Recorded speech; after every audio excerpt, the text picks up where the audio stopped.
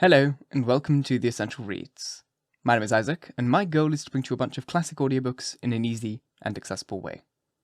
This show is brought to you by my store, where you can purchase all of my audiobooks for €5.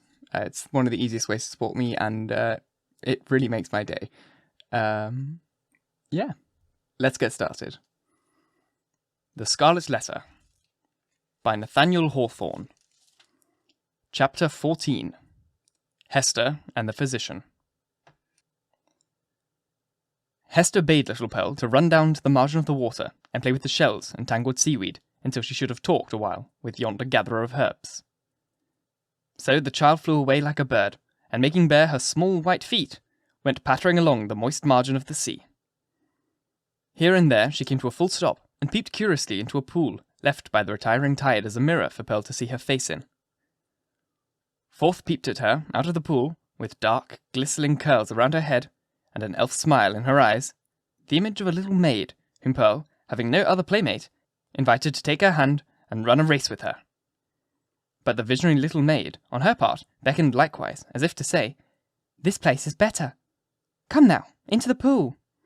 And Pearl, stepping in mid-leg deep, beheld her own white feet at the bottom, while, out of a still lower depth, came the gleam of a kind of fragmentary smile, floating to and fro in the agitated water. Meanwhile, her mother had accosted the physician. "I would speak a word with you," she said, "a word that concerns us much." "And it is Mistress Hester that has a word for old Roger Chillingworth," answered he, raising himself from his stooping posture. "With all my heart. Why, mistress, I hear good tidings of you on all hands. No longer than yester-eve, a magistrate, a wise and godly man, was discoursing of your affairs, Mistress Hester, and whispered me that there had been question concerning you in the council. It was debated whether or no, with safety to the Commonwealth, yonder Scarlet Letter might be taken off your bosom. On my life, Hester, I made my entreaty to the worshipful magistrate that it might be done forthwith." "It lies not in the pleasure of the magistrate to take off this badge," calmly replied Chester. "Were I worthy to be quit of it, it would fall away of its own nature, or be transformed into something that should speak a different purport." "Nay, then, wear it, if it suits you better," rejoined he. "A woman must needs follow her fancy touching the adornment of her peace. The letter is gaily embroidered, and shows right bravery on your bosom." All this while, Hester had been looking steadily at the old man, and was shocked, as well as wonder-smitten, to discern what change had been wrought upon him within the past several years. It was not so much that he had grown older, for though the traces of advancing life were visible, he bore his age well, and seemed to retain a wiry vigour and alertness. But the former aspect of an intellectual and studious man, calm and quiet, which was what she best remembered him, had altogether vanished, and been succeeded by an eager, searching, almost fierce, yet carefully guarded look. It seemed to be his wish and purpose to mask this expression with a smile, but the latter played him false, and flicked over his visage so derisively that the spectator could see his blackness all the better for it. Ever and anon, too, there came a glare of red light out of his eyes, as if the old man's soul were on fire, and kept smouldering duskily within his breast, until, by some casual puff of passion, it was blown into a momentary name. This he repressed as speedily as possible, and strove to look as if nothing of the kind had happened. In a word, old Roger Chillingworth was a striking evidence of man's faculty of transforming himself into a devil, if he will only, for a reasonable space of time, undertake a devil's office. This unhappy person had effected such a transformation by devoting himself for 7 years to the constant analysis of a heart full of torture, and deriving his enjoyment thence, and adding fuel to those fiery torches which he analysed and gloated over. The Scarlet Letter burned on Hester Prynne's bosom. Here was another ruin, the responsibility of which came partly home to her. "What see you in my face," asked the physician, "that you look at it so earnestly?" "Something that would make me weep, if there were any tears bitter enough for it," answered she. "But let it pass. It is of yonder miserable man that I would speak." "And what of him?" cried Roger Chillingworth eagerly, as if he loved the topic, and were glad of an opportunity to discuss it with the only person of whom he could make a confidant. "Not to hide in the truth, Mistress Hester, My thoughts happen just now to be busy with the gentleman. So speak freely, and I will make answer. When we last spake together, said Hester Prynne, now 7 years ago, it was your pleasure to extort a promise of secrecy as touching the former relation betwixt yourself and me. As the life and good fame of yonder man were in your hands, there seemed no choice to me, save be silent in accordance with your behest. Yet it was not without heavy misgivings that I thus bound myself, for, having cast off all duty towards other human beings, there remained a duty towards him, and something whispered me that I was betraying it in pledging myself to keep your counsel. Since that day, no man is so near to him as you. You tread behind his every footstep. You are beside him, sleeping and waking. You search his thoughts. You burrow and rankle in his heart. Your clutch is on his life, and you cause him to die daily a living death. And still, he knows you not. Your clutch is on his life, and you cause him daily to die a living death. And still he knows you not. In permitting this, I have surely acted a false part by the only man to whom power was left to me to be true. What choice had you? Asked Roger Chillingworth. My finger, pointed at this man, would have hurled him from his pulpit into a dungeon, thence, peradventure, to the gallows. It had better been so, said Hester Prynne. What evil have I done the man? Asked Roger Chillingworth again. I tell thee, Hester Prynne, the richest fee that ever physician earned from a monarch could not have bought such care as I have wasted on this miserable priest. But for my aid, his life would have burned away in torment in the first 2 years after the perpetration of his crime and thine. For, Hester, his spirit lacked the strength that could have borne up, as thine hath, beneath a burden like thy Scarlet Letter. No, I could reveal a goodly secret. But enough. What art can I do have exhausted on him? He now breeds and creeps about on this earth, owing all to me. Better had he died at once. Yea, woman, thou sayest truly, cried old Roger Chillingworth, letting the lurid fire in his heart blaze out before his eyes. Better had he died at once. Never did mortal suffer what this man has suffered, and all in the sight of his worst enemy. He has been conscious of me.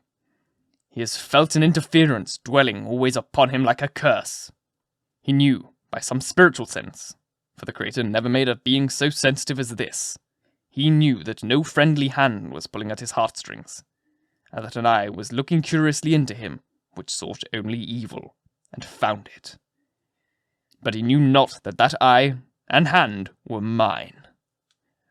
With the superstition common to its brotherhood, he fancied himself given over to a fiend, to be tortured with frightful dreams and desperate thoughts, the sting of remorse and despair of pardon as a foretaste of what awaits him beyond the grave.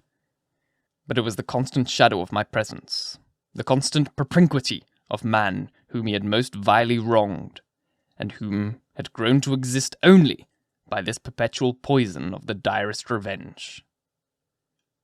Yea, indeed, he did not err. There was a fiend at his elbow.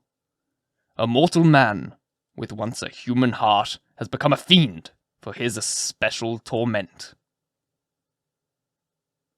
The unfortunate physician, while uttering these words, lifted his hands with a look of horror, as if he beheld some frightful shape which he could not recognize, usurping the place of his own image in a glass. It was one of those moments, which sometimes occur only at the interval of years, when a man's moral aspect is faithfully revealed to his mind's eye. Not improbably, he had never before viewed himself as he did now. "Hast thou not tortured him enough?" said Hester, noticing the old man's look. "Has he not paid thee all?" "No, no, he has but increased his debt," answered the physician. And as he proceeded, his manner lost its fiercer characteristics and subsided into gloom. "Dost thou remember me, Hester, as I was 9 years agone? Even then I was in the autumn of my days, nor was it the early autumn. But all my life has been made up of earnest, studious, thoughtful, quiet years, bestowed faithfully for the increase of mine own knowledge, and faithfully, too, though this latter object was but casual to the other. No life has been more peaceful and innocent than mine, few lives so rich with benefits conferred. dost thou remember me? Was I not, though you might deem me cold, nevertheless, a man thoughtful for others, craving little for himself, kind, true, just, and of constant, if not warm, affections? Was I not all this? All this and more, said Hester. And what am I now? Demanded he, looking into her face and permitting the whole evil within him to be written on his features. I have already told thee what I am. A fiend. Who made me so? It was myself, cried Hester, shuddering. It was I, not less than he. Why hast thou not avenged thyself on me? I have left thee to the Scarlet Letter, replied Roger Chillingworth. If that has not avenged me, I can do no more. He laid his finger on it with a smile. It has avenged thee, answered Hester Prynne. I judge no less, said the physician. And now what wouldst thou do with me touching this man? I must reveal the secret, answered Hester firmly. He must discern thee in thy true character. What may be the result, I know not. But this long debt of confidence due from him to me, whose bane and ruin I have been, shall at length be paid. So far as concerns the overthrow or preservation of his fair fame in his earthly state, and perchance his life, he is in thy hands. Nor do I, whom the Scarlet Letter has disciplined to truth, though it be truth of red-hot iron entering into the soul, nor do I perceive such advantage in his living any longer a life of ghastly emptiness, that I shall stoop to implore thy mercy. Do with him as thou wilt. There is no good for him, no good for me, no good for thee. There is no good for little Pearl. There is no path to guide us out of this dismal maze. Woman, I could well nigh pity thee, said Roger Chillingworth, unable to restrain a thrill of admiration too, for there was a quality almost majestic in the despair which she expressed. Thou hast great elements. Peradventure, hast thou not met earlier with a better love than mine, this evil had not been. I pity thee, for the good that has been wasted in thy nature. And I thee, answered Hester Prynne, for the hatred that has transformed a wise and just man to a fiend. Wilt thou purge it out of thee, and be once more human? If not for his sake, then doubtably for thy own. Forgive, forgive, and leave this further retribution to the power that claims it. I said, but now, there could be no good event for him, or thee, or mine, who are wandering together in this gloomy maze of evil, and stumbling at every step over the guilt wherewith we have strewn our path. It is not so. There might be good for thee, and thee alone, since thou hast been deeply wronged, and hast it at thy will to pardon. Wilt thou give up that only privilege? Wilt thou reject that priceless benefit? Peace, Hester, peace, replied the old man with gloomy sternness. It is not granted me to pardon. I have no such power as thou tellest of me. My faith, long forgotten, comes back to me, and explains all that we do, and all we suffer. By thy first step awry, thou didst plant the germ of evil. But since that moment, it has all been a dark necessity. Ye that have wronged me are not sinful, save in a kind of typical illusion. Neither am I fiend-like, who snatched a fiend's office from my hands. It is our fate, that the black flower blossom as it may. Now go thy ways, and deal as thou wilt with yonder man. He waved his hand, and betook himself again to his employment of gathering herbs. Thank you so very much for listening.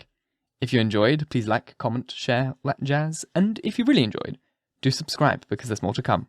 And if you're listening on podcast, please leave a review. It is the easiest way to get this in front of as many people as possible, and reading them really makes my day.